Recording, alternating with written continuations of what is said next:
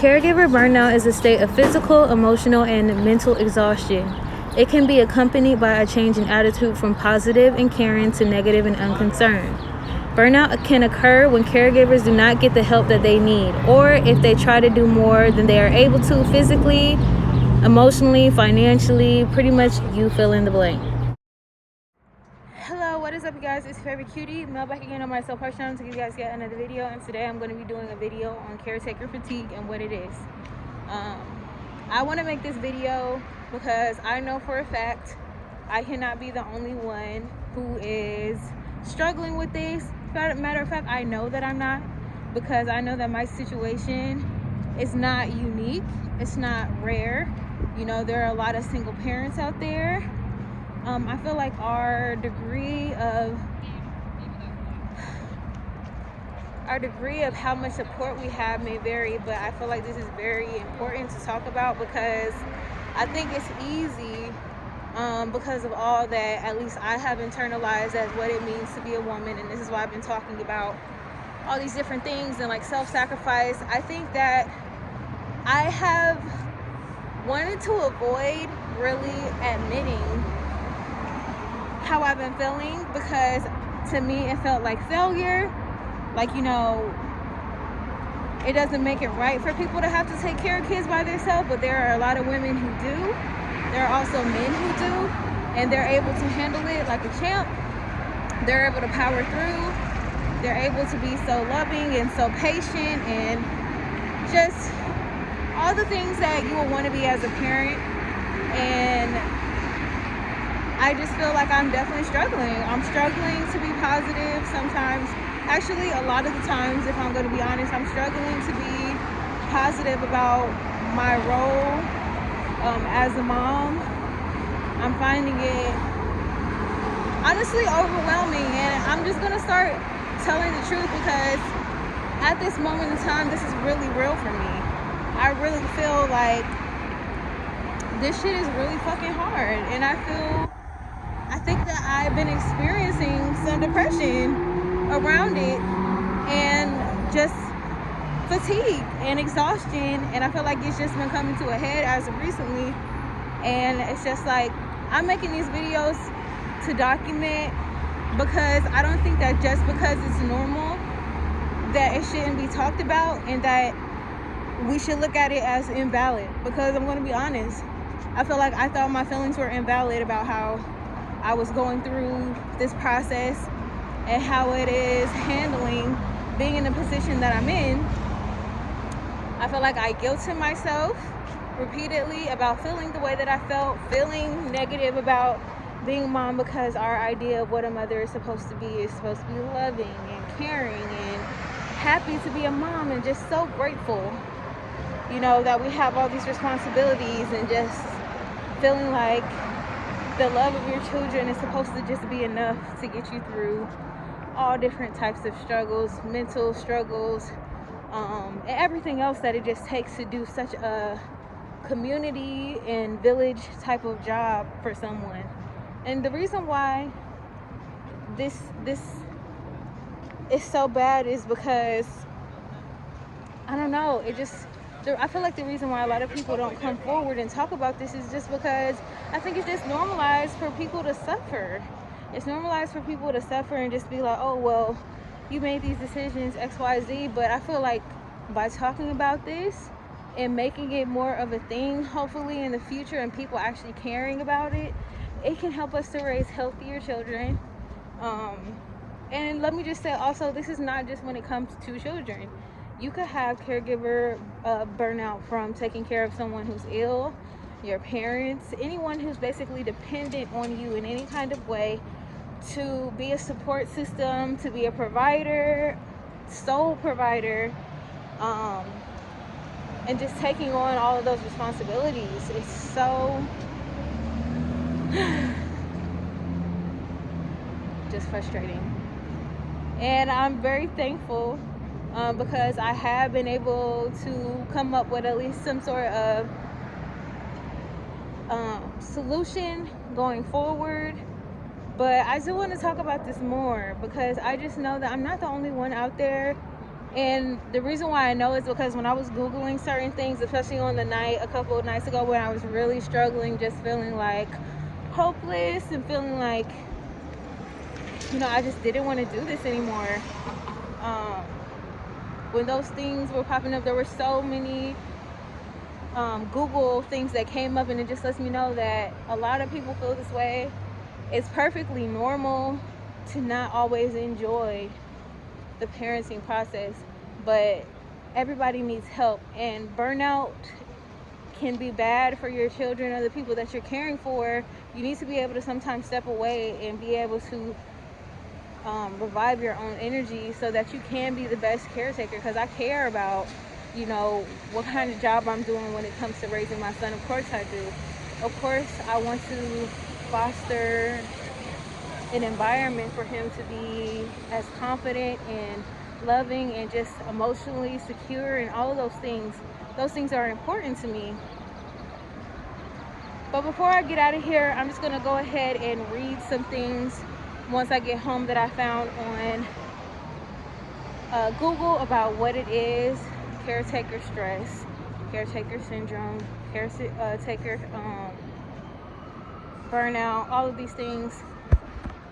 I'm going to list the symptoms so that if you're going through this, you can recognize how you're feeling. You can recognize how you're feeling and start to take your power back by doing your best to accept the reality of now, and also make steps towards changing things so that you can be happy, and everyone that you love around you, and especially those who depend upon you, can also just have the best, happiest, and healthiest lives imaginable.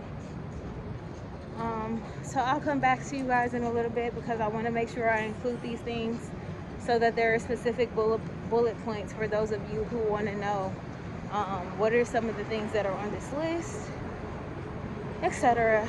So be back soon. I do want to circle back that this can affect more than just moms. This is for anybody who is taking care of anyone, whether they're just ill, maybe you're taking care of a parent, someone who is disabled, someone else who may have some sort of mental illness. These things still apply, and still I think should be acknowledged, and support is just necessary when caring for people, especially when it comes to doing these jobs well. So, when you want to be giving the best care, but you just physically, emotionally, just can't. It's a very hard place to be in when you want to feel like you're being as sweet as you can, but you just don't have the energy to. So I just want to talk about some of the symptoms.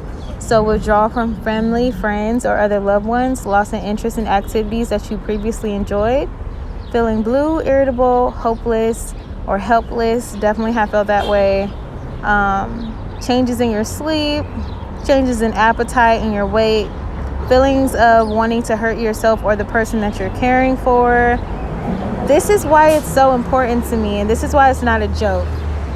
When someone is asking for help, you should definitely hear them out, because I just totally, with my heart, believe that a lot of these cases where, people are throwing babies away in the trash, people who are just leaving their babies on other people's doorsteps, certain scenarios of when even people get hurt or possibly even killed from just not having the support, not having the relief, not having the proper resources to do what's best for the mental health of the caretaker. Because at the end of the day, it's just like, it goes back to your cup being full. If your cup is empty, you only have so much to give. This is not an excuse. I'm not saying that any of those things that I listed are optimal, wanted, supported in any way, or any of that. But I'm just saying that this is the reason why it's important to take people's mental health into consideration, and just people's overall well-being into consideration. Because just think about how many people are in places, even the elderly, like elderly abuse and things like that, probably coming from people who are burnt out. And I'm not saying that this is everybody. There are probably other people too who just have other things going on. Maybe they just have bad intentions. maybe they're just abusive, all of these things. And this could still be true for any other situation. Maybe people are just not fit for certain positions and are just naturally violent and have had history of being that way. But also, I feel like there can be some people who slip through the cracks who just simply didn't have the help that they need. People simply didn't take them seriously when they reached out, when they were crying out, or even not crying out. People who are too prideful to say how they're feeling, or struggle with feelings of failure and don't want to share how they're feeling due to being judged, or due to just um, how they think they may be perceived by sharing these things. And I am just wanting to be a person who comes out and makes a platform for people to talk about the things that they go through, and just hopefully encourage other people to share and ask for help when needed, because I don't think that we're on this planet with billions of other people to do every single thing by our freaking selves. I don't think that there are that many people on this earth so that we can all struggle individually to try to do everything, fill every role, and to be everything to anyone, any organization, any job, anything. I think that we're here to work with each other and collaborate with each other to come up with the best experience possible in life and in everything else, probably in anything that you can think of. We are better together. So I just want to end this video with a call to action for you. If you are struggling with any of these things, I encourage you to take some time to sit with yourself, accept how you're feeling, and to also share how you're feeling, regardless of how you think people might take it, regardless of, anything. I think that you should always take the chance and at least try to reach out to people and tell people that you're struggling, that you need help, that you need people to come up beside you and be a support in however you might need it. You might need someone to physically be there with you. You might need someone to physically do things for you, physically do acts of service. You might need someone to just emotionally be there for you. Maybe just to listen to you when you're having a hard day. Maybe you need a therapist, someone who you can vent to, and just have that extra person to make sure that you're having that outlet and that you're not just in your mind and struggling with these things by yourself. It could be financially. You might need someone to financially help you out so that you have more resources to do things about the things you're going through. Maybe you need more money to hire a babysitter. Shoot, I think that you should never not at least try to get what you need, even if it's a means of putting yourself out there and like just trying different options in order to get what you need, in order to be happy and healthy as an individual, so that you can be the best person that you can be, not only to the person that you're taking care of, but everyone in your life, and just most importantly you.